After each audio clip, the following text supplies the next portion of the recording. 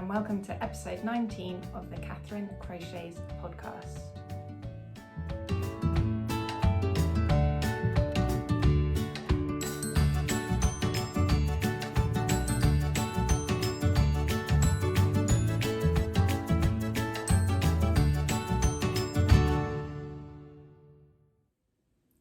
Hi everyone, and welcome to this episode of my podcast. My name's Catherine and I'm a crochet designer from South London in the UK.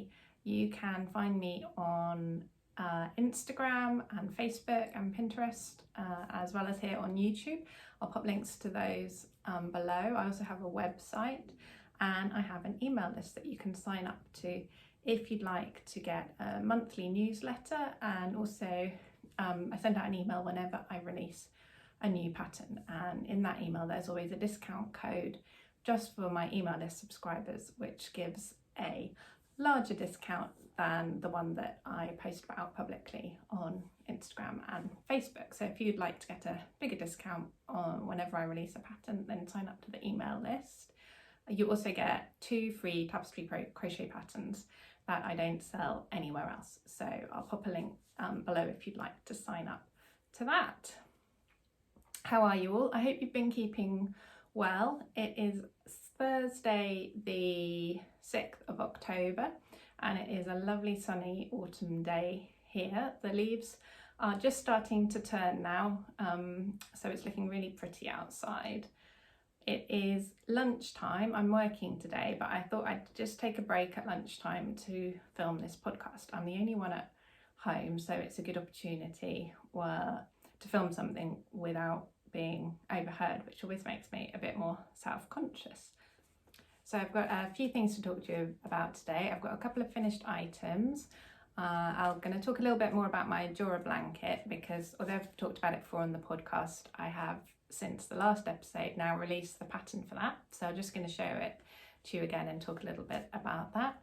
And I have got 2 whips to show you, as well as a plan for a new project, which I've got the yarn for it, so I'll show you that and tell you what my plans are there. So the first thing I'd like to talk about is my Jora blanket, which, as I mentioned, I have shown before on the podcast, but the pattern has now been released. So I think last time I filmed, I was either just about to, or I had just sent the pattern out for testing. So the pattern was tested by a bunch of really fabulous testers who all made it in, well, I think one person might have made it actually in quite similar colours to this, but then amongst them all they did it in all sorts of different combinations of different colours, and it's amazing how different a pattern can look when you work it up in different colours. One person did it in purple and orange to give it a kind of Halloweeny theme, which looked brilliant and really bright, and then other people chose more neutral or natural colours, which looked a bit more rustic, so that looked great too. And then a couple of people even I think they kept one colour the same throughout the whole blanket, and then changed the colour changed the second colour as they worked through it, and I think their projects are still ongoing, but they're looking really good with multiple colours. So if I can, I'll pop in a link, I'll pop in some pictures showing you some of the tests, because they do look really good, and I'll pop links as well to all of my testers' Instagram profiles, because I really do appreciate all their hard work that they put into the pattern. So go and have a look at their profiles as well on Instagram if you want to see any more examples of their work or of their tests.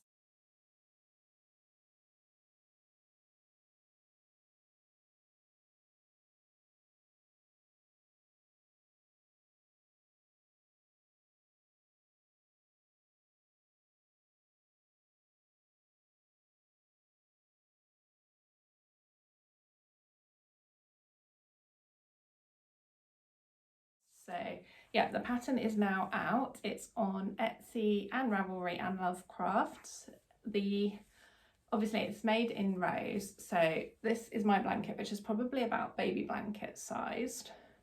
I can't remember the exact dimensions, but it does give them in the pattern. But then it's just a simple repeat, so it explains in the pattern exactly how to adjust it if you wanted to make it any other size or width. And this is a 4-ply yarn, so obviously if you went up to a DK or an Aran weight yarn, you'd be able to make it slightly bigger with the same stitch count, and you can just keep going for as many rows as you like. This is a bamboo yarn. It's Hobby Rainbow Bamboo, and it's really soft and smooth. It feels really nice. It's a really really nice, and it's got quite a nice weight to it as well. If you like slightly sort of heavier blankets, which I know some people do, it's quite a good choice for that. And also what's particularly good for tapestry crochet, it's not really a very fluffy yarn, so it does give quite a crisp outline to the different colourwork pattern, different pieces of the colourwork pattern, so they're nice and well defined, which I quite like. But obviously if you wanted something a bit more snuggly and cozy, you could go for a slightly fluffier yarn, like an acrylic or some kind of wool, and that would work as well. So yeah, this is the Jora blanket, and it is out now on Etsy, Ravelry and Love Crafts, and I hope you like it.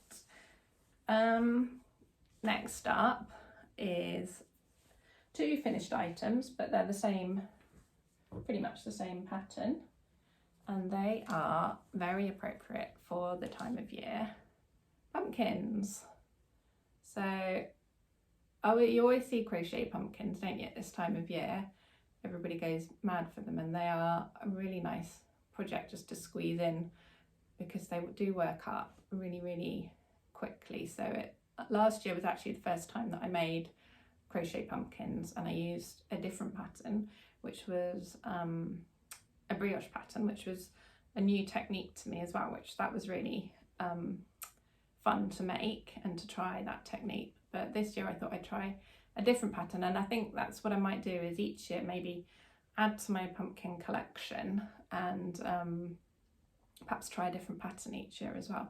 So this one was a free pattern by Sarah Maker. I'll pop a link to it below, and the pattern explains how to make it in 2 different sizes. So there's a small version and a larger version, and I think she suggests just using an Aran yarn, I can't remember, but I used 2 for each of these. I used 2 yarns held together. I think this one might have been 2 Aran yarns, and this might be an Aran and a DK, just using up different pumpkin-y colours that I had in my stash. But yeah, they're really squidgy. I really like the bright colours, and they are currently, well, not right this second, but generally they are in our lounge on the hearth by our fireplace, and looking really nice and autumny, and it's a nice bright splash of autumn colour. So yeah, it's really quick and easy pattern to make. It has quite a nice shaping, and yeah, I just put some stuffing in, and the pattern also, it says you could use something like a cinnamon stick or something like that, or just a stick, but it also has a way to, explains this way of making this crochet stalk, which it's got quite a nice sort of ribbed effect going up the side, so I just hold it up there so you can see it.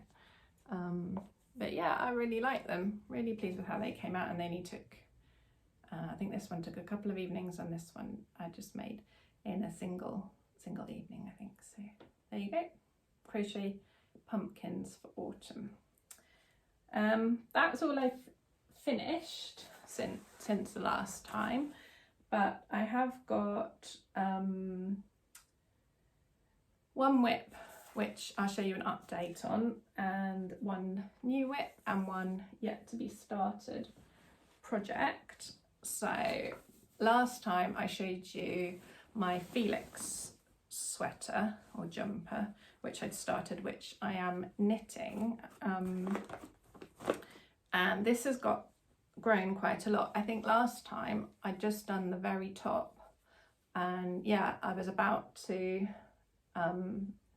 sort of split, or not split, what do you call it, but I was about here. I was about to start the main body and like leave the bit for the sleeves, And I was trying to show you the pattern that comes down each side, but now it's much bigger. You can see that lovely V pattern which comes down the side of each shoulder, each increasey bit. I'm not showing it so well on that side. There you go.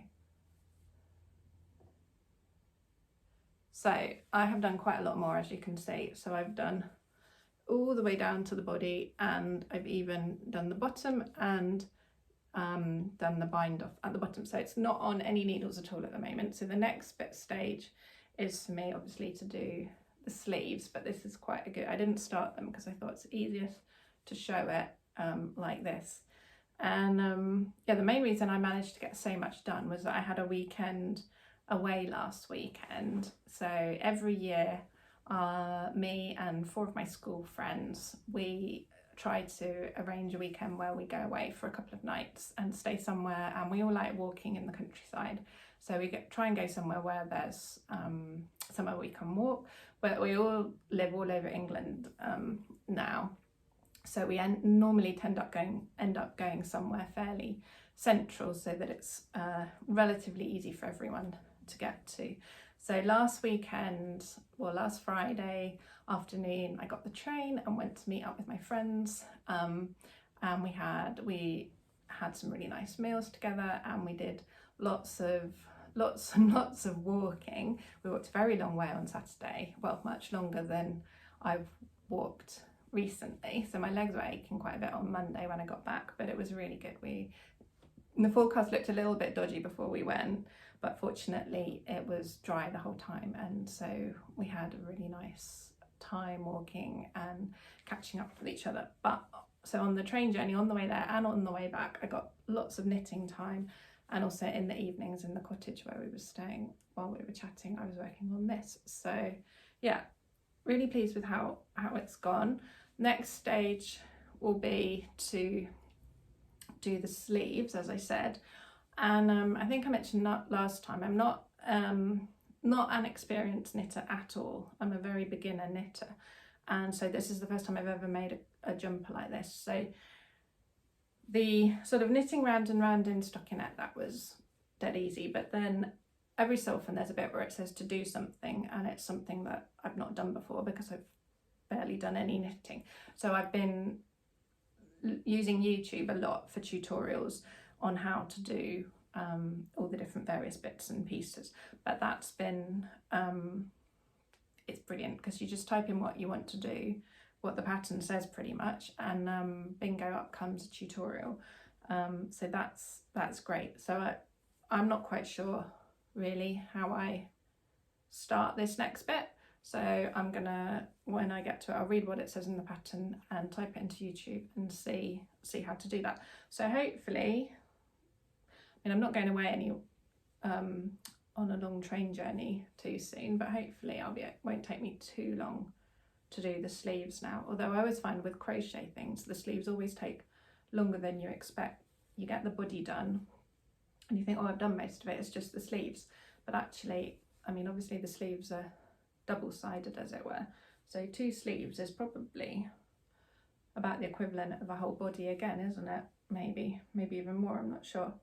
So we'll see how long it takes, but I'm looking forward to finishing it off and being able to wear it. So that's a little update on the Felix jumper. And I think as a consequence of me knitting, I think I mentioned last time that my older daughter, she wasn't very impressed initially when I started knitting, because she said, well, firstly she said I should just crochet because that's my thing, and well, that might have been my younger daughter who said that, I can't remember, one of them at least, anyway, maybe both. But then the older daughter as well said it's too noisy, the click and clacking of the knitting needles, she said it was too noisy. But then a few days later she asked me to show her how to knit, which I did, and she's decided to knit against my advice. Well, it was my initial suggestion to do a scarf, but then on reflection I'm not sure it's such a great project because it's going to take her forever. I'm not sure how old she'll be when she finishes it, but I keep suggesting she perhaps leaves it and starts something a bit smaller that she might be able to finish a bit sooner, but she is determined to stick with the scarf. So in the evenings after her younger sister's gone to bed, she quite often comes and sits on the sofa with me, and I knit or crochet, and she knits on her scarf, and yeah, she's really enjoying it. She keeps telling me how much she likes knitting and how much she prefers knitting to crochet as well. But I'm not taking it personally. I don't mind at all. I'm really happy that she's enjoying knitting, because it's a really nice hobby to have, and it's a nice time for us to chat a bit as well while we're working on something. So that's been really nice as well the last week or so. Hopefully she'll stick with it, and who knows, she might have a scarf for next winter maybe. We'll see. What's next? Oh, so I still can't show you it yet, but I have finished the project that I was designing for the Crochet Sanctuary weekend retreat that I'm going on at the end of November. So that's all finished now. I'm part way through writing it up, so that should be done pretty soon, and then it should all be ready for that weekend. So I probably won't be able to show it to you in the next episode either, because I'll probably do one in about 3 weeks. So that would be that might be the end of October, early November. Then maybe the next episode, if that's after I go on the retreat, then I'll be able to show it to you then. But whichever episode it is when I get back after the Crochet Sanctuary retreat, then I will tell you all about it and show you the project, and I will also be able to release it as a pattern for you all to make as well if you'd like to. But yeah, that's all going to plan. So the other whip I have to show you is a new one which I only started this week. So in the past, previously, I've done a few collaborations, I guess you'd call them, with hobby yarn, and they've had a bit of a break. They didn't do any for a few months. I can't remember when the last one was. I think it was springtime, maybe April. Oh, they did a Tour de France one as well, but I didn't take part in that, so that would have been summer. But since then normally I think they have at least one every month and sometimes more, but they've had a little bit of a break. But anyway, they've started up again, so I'm taking part in one this month, and the way they work is they have some kind of theme or a type of project that they have in mind for the collaboration or the challenge, and then they challenge knitters and crocheters to come up with a project that fulfills the brief. And there's always a selected list of yarns for you to choose from. So they have a really big range of lots and lots of different types of yarns. So each time there's a few different yarns that you can choose from. So the current challenge I'm taking part in is called, I think it's called Hobby Favourite Friends, something like that. And it is to celebrate the launch of a few new ranges of yarns that they're releasing this month. I think there's quite a lot of them, and they're all coming out. There's not been one big launch of all of them. They're all coming out bit by bit as they're ready. But they've got a few range. They're all called Friends, and then they come in different weights and different fibres, and lots of different colours. So this is the yarn I chose, which is their extra fine merino. Let's see if I can hold this up a bit better for you to see. It is obviously extra fine merino, and I chose it in these 4 colours. So that one's a sort of my favourite colour at the moment. It has been for ages, a bluey green, and then a slightly off-white and a grey, and then a kind of biscuity colour.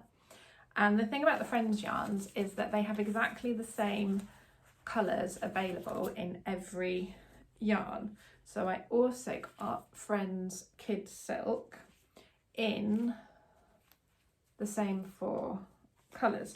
The colours, they say the appearance, I'm all running on the floor, the appearance does vary a little bit depending on the fibre, because of the way the light reflects off the fibre makes it look a bit different. But essentially they are the same 4 colours in Kids Silk. So if I This one I think is the most different. So that's the blue. You can really see the difference. It looks much sort of a softer grey colour there, whereas in the merino it's a much darker colour.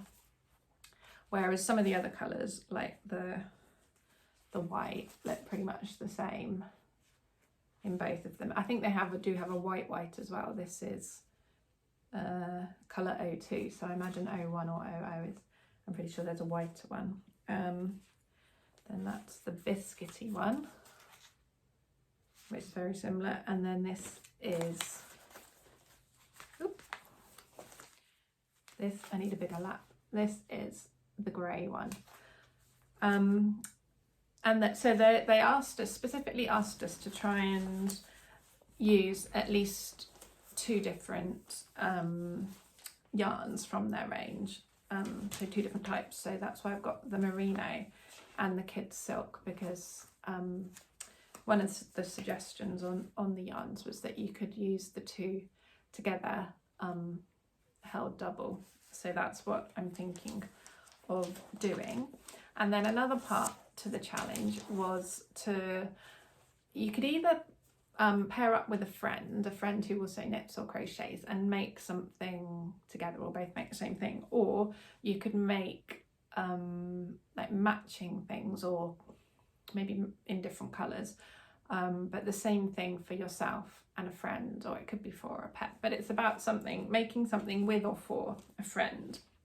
So I have decided that I would like to make mittens, and I'm going to give a pair to a very special friend to me. I don't think she watches this, but anyway, she won't know who she is anyway.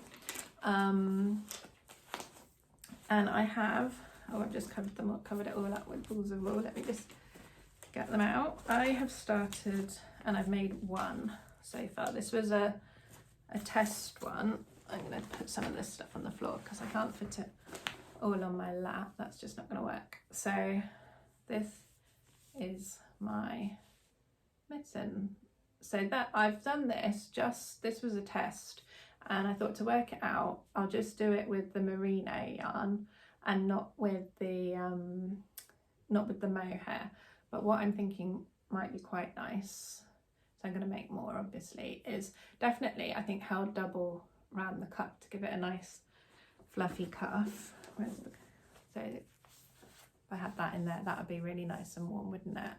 And then I'm also going to try it out and see how it looks, is perhaps having it held double, but just for like the little crosses, and then not for the main colour, the background colour, and see how that looks. So you'd get like little, obviously it'd be slightly thicker, so I don't know how it will work out with the tension, alternating between like a single yarn and a double, but this is very, very thin, so I don't think it'll increase the overall thickness that much. So I'm going to try that and see how it looks. And then obviously there's lots of different pairings that you can do. I do like it with the white as the pattern, so I think I'll probably do like another pair with mainly grey with white crosses and white cuffs, and then with the biscuit, that'll be less of a contrast really. I'll either do the biscuit with the white or the biscuit with the, could do blue and biscuit, that might look nice as well. Biscuit or camel, I'm not quite sure what you'd call it. It probably had a name, but I can't remember what it was. I think on the band it just says a number rather than a name, so I'm just going to call it biscuit so I know what I'm talking about. But yeah, so I've made one so far, and that's with the merino, and it's not, I'm a bit torn now because it's not exactly how I wanted it. I just started at the cuff and worked up, and then kept trying it on each round and adjusting it so that it would fit. And there's a few tweaks I'd make. I think I'm quite happy with the fit, but when I take it off, it does look really, really long, doesn't it? Do mittens always look that long, or is it just me? I'm not sure. But then when I put it on, you can see it fits perfectly. So there's my thumb goes up to the tip, my fingers are right up to there, and then this is is around my wrist. Maybe it could be a tiny bit shorter, but it's quite nice to have it so it'll tuck under your coat sleeve and you don't get any drafts. So yeah, so I've made one, but what I'm not sure about, because there's a few tweaks I'd like to try, but obviously one mitten on its own isn't enough. So do I make another one identical to this? They are reversible, if you like. So I'm not going to have like a left hand design and a right hand design. I've just got one design that fits both hands. So do I make another one exactly the same, so I've got an actual pair that match, or do I make my next one with the tweaks that I have in mind, or do I just leave it as it is? I'm not sure. What do you think? Let me know. What would you do? Would you make another one exactly the same so you had a matching pair, make another one with a few tweaks so they were nearly the same but not quite, but still use them as a pair? Because I quite like this one to be usable. It's not so bad that I wouldn't use it. I wouldn't mind another one, but obviously it takes a bit of time to make it. Or would you just go ahead, start again and make it with the tweaks? What do you think? I'm not sure. I think I probably will make another one exactly the same. But yeah, let me know what you think I should do, if I should make another one exactly the same or just go on with the next one, because I keep going backwards and forwards and I can't really decide. But I am pretty chuffed actually with how that turned out, because I've never made anything like a mitten before, and I would like to write up the pattern, but also I think to do it properly I need to do it in different sizes as well. So this one obviously fits me, then I do a slightly larger size I think for men, and a slightly smaller size for kids. I'll probably only do 3 sizes. I think it's going to take quite a bit of thinking, checking it for each size to make sure that the pattern fits over it, and work out how to do that. So yeah, eventually I would like to, and if you've got any suggestions for a name as well, let me know. But that's what I'm working on this month for the Hobby Friends Challenge, which I am very much enjoying. So that's it for works in progress to show you. The last thing I was going to talk about was some yarn that I have recently bought, and the reason I bought it is to make some socks with it. So I've decided I think I'm gonna try and stick to just having one knitting project on the go at any one time. Otherwise I think knitting could take over. So I'm going to finish my Felix jumper first, but after that I'm going to make a pair of socks. I'm not going to use all these 3 colours, but aren't they lovely and autumny? This is West Yorkshire Spinners 4-ply, and I have got it in. This one's called Cherry Drop, which is a really lovely cherry red. This one is called Juniper. Not sure why juniper is blue.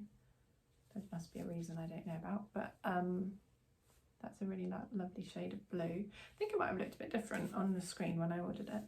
And this one I love. This is Nutmeg, a really nice spicy colour. So I'm thinking I'm either going to make some nutmeg socks with blue heel, cuff and toe, or some cherry drop socks with blue as the contrasting colour. I don't think I'd do those 2 together because they don't look so good, just the 2 of them. But I think using either of the orange or the red with the blue would look really good. And the pattern I'm going to make is the October socks pattern, because it's October, so hopefully I will finish the Felix this month and be able to start them in October. It doesn't really matter if I don't. And it is by Emma Potter from Potter and Bloom, and she released it last Friday, so about six days ago now. And I got it the day it came out with there was a discount code that I think she sent out to her email list, so it worked out very, very reasonable. So yeah, I'm excited to start those. Which colour do you think I should go for? I think I might do nutmeg with blue. On the other hand, I really would like love a red pair of socks. I think that would be really, really cheerful, wouldn't it? So I might go for the cherry drop with blue. But that will be my next project. I don't know, I might not have started it by the time I film next. It depends really how I get on with the Felix, because like I said, I've got obviously the mittens I'm working on as well, and I've just agreed to test a crochet blanket pattern as well, so quite a few bits and pieces going on. And I also, won't take very long, but I also found some chunky yarn in my stash when I just earlier when I was looking for some yarn for the blanket pattern test. I found some really nice, sort of a bit similar to the nutmeg I just showed you, but speckled yarn, chunky yarn, which I was thinking would work up really great as another pumpkin. So it would be really nice. I might make another pumpkin like this with that yarn that I found, because I was wondering what I was going to do with that yarn. I made a cowl with it last winter for my mother-in-law, and there's a bit left in it. I think it's just about right to make a pumpkin, so I might do that as well. So lots of plans at the moment. Excuse me, I should have drunk this sooner. It's not very hot anymore. But yeah, that's it for today. Thank you very much for watching. All the links to all the patterns I've been talking about are in the show notes, so do check that out if you're interested in anything. And please like and subscribe and pop a comment below if you'd like to have a chat. It's always lovely to hear from people, and I hope you have a great few weeks until I see you again next time. Thanks a lot, everyone. Bye bye.